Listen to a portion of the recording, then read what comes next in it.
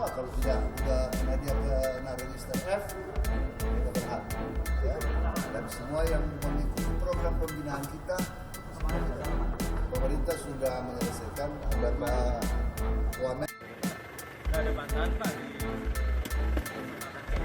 namanya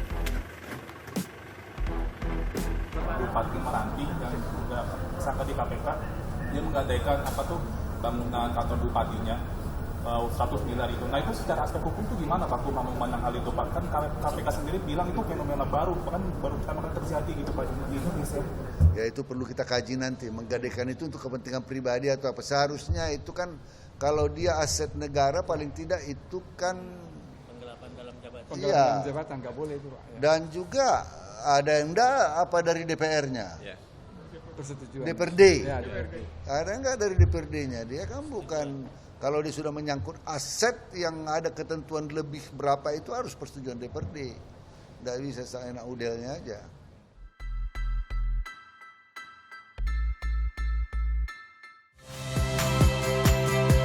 Saya Friska Clarissa.